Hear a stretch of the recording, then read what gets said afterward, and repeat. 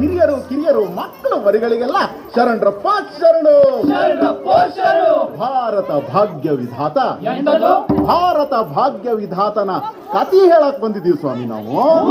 ಹಿಂಗಂತ ಆಡೋರು ಮತ್ ನೋಡೋರು ನಡುವೆ ಒಂದು ಒಪ್ಪಂದ ಮಾಡ್ಕೊಂಡು ಶುರು ಮಾಡೋಣ ಸ್ವಾಮಿನ ಮಾತನ.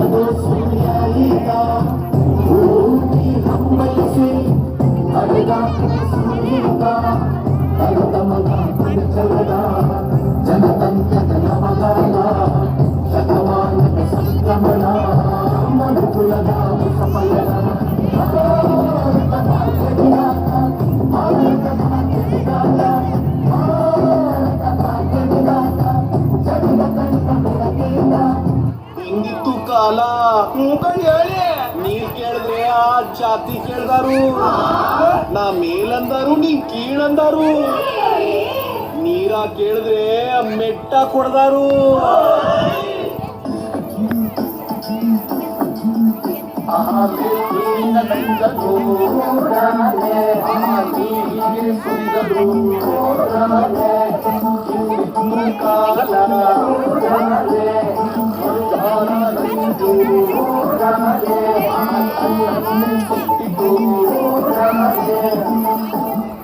ಆಮೇಲೆ ಕಾಲಕ್ರಮೇಣ ಒಂದೊಂದಾಗಿ ಒಬ್ಬೊಬ್ಬರಾಗಿ ಸಮಾನತೆ ಹರಿಕಾರರು ಬಂದು ಈ ಪಾಪ ತೊಳೆದ್ರು.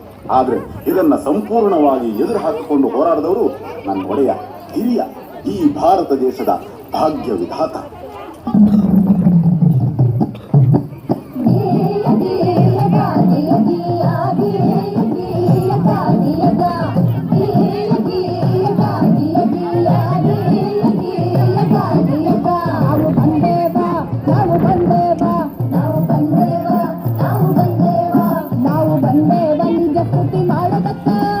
ಹಾಲು ನೀರ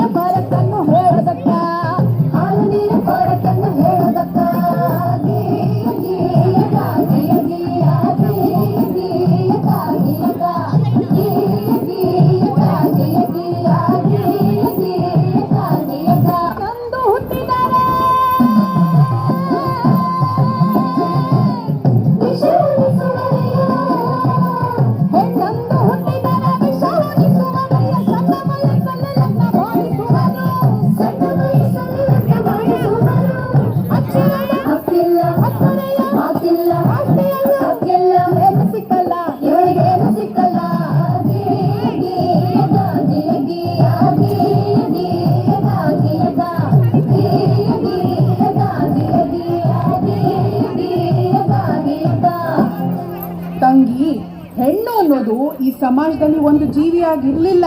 ಅವಳು ಆಸ್ತಿ, ವರ್ಣ, ವಂಶ ರವಾನಿಸೋ ಒಂದು ಯೋಜನೆ ಆಗಿದ್ಲು. ಈ ಜಾತಿ ಆ ಜಾತಿ ಸೇರಬಾರ್ದು, ಆ ವರ್ಣ ಈ ವರ್ಣ ಬೆರಿಬಾರ್ದು, ಈ ಆಸ್ತಿ ಆ ಆಸ್ತಿ ಅವ್ರಿವ್ರ ಕೈ ಸೇರಬಾರ್ದು.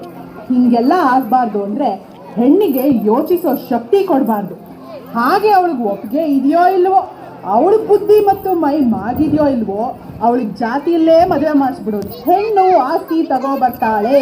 ಹಾಗಾಗಿ ಒಬ್ಬ ಗಂಡಿಗೆ ಹೆಚ್ಚೆಚ್ಚು ಮದುವೆ ಮಾಡಿಸಿದಷ್ಟು ಹೆಚ್ಚೆಚ್ಚು ಆಸ್ತಿ ಬರುತ್ತೆ. ಒಂದ್ ವೇಳೆ ಗಂಡ ಸತ್ರೆ ಅವಳು ಇನ್ಯಾವ ಗಂಡು ನೋಡದೆ ಇರಲಿ, ಹಾಗೂ ಅವಳು ಬೇರೆ ಸಂಸಾರ ಮಾಡದೇ ಇರಲಿ ಅಂತ ಅವಳು ತಲೆ ಬೋಳಿಸ್ತಿದ್ರು. ಅವಳು ಮನೆ ಬಿಟ್ಟು ಆಚೆನೆ ಬರಂಗಿರ್ಲಿಲ್ಲ. ಹೇ ನನ್ನಪ್ಪ ಸರ್ದಾರ ಗುಡುಗಿದನಯ್ಯ, ಗುಡುಗಿದನಯ್ಯ ಸಭೆಯಲ್ಲಿ ಹಿಂದಿನ ಹೆಸರಿನ ಬಡದಾನಯ್ಯ, ಪ್ರತಿಯೊಂದು ಹೆಣ್ಣು ಮಗು ಬರಹ ಕಲಿಯಬೇಕು. ಪ್ರತಿ ಸರ್ಕಾರದಲ್ಲೂ ರಕ್ಷಣೆ ಕೊಡಬೇಕು. ಪ್ರತಿ ಕ್ಷೇತ್ರದಲ್ಲೂ ನೀರು ಮೀಸಲು ಭೇದಭಾವ ಮಾಡೋರ ಮುಂದೆ ಇರಬೇಕು.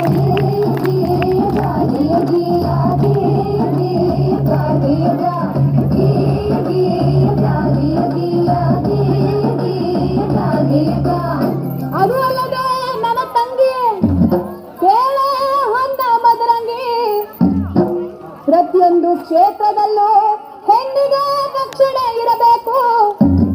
ಹಾಗಂತ ನನ್ನಪ್ಪ ಸರ್ದಾರ ಕೊಡಿಸಿದ ಹಲವು ಸವಲತ್ತು. ಪ್ರತಿ ಕಾರ್ಖಾನೆಯಲ್ಲೂ ಪ್ರತಿಯೊಂದು ಕೆಲಸಕ್ಕೂ ಸಮನಾದ ವೇತನ, ಹೆರಿಗೆ ರಜೆಯನ್ನು ತಪ್ಪದೇ ನೀಡಬೇಕು. ಹೆಣ್ಣು ಶಿಶು ಹತ್ಯೆ ಇನ್ನು ಮುಂದೆ ನಿಷಿದ್ಧ, ಹೆಣ್ಣಿನ ಶೋಷಣೆಗೆ ಶತಸಿದ್ಧ.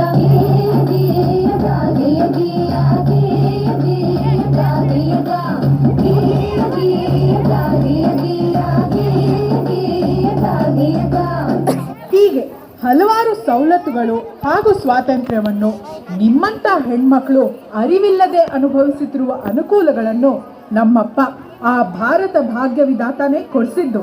ಹೆಣ್ಣು ಮಕ್ಕಳಿಗೆ ಆಸ್ತಿಯಲ್ಲೂ ಹಕ್ಕುಂಟು, ಗಂಡು ಹೆಣ್ಣು ಎಂಬ ಎಲೆಯುಂಟು.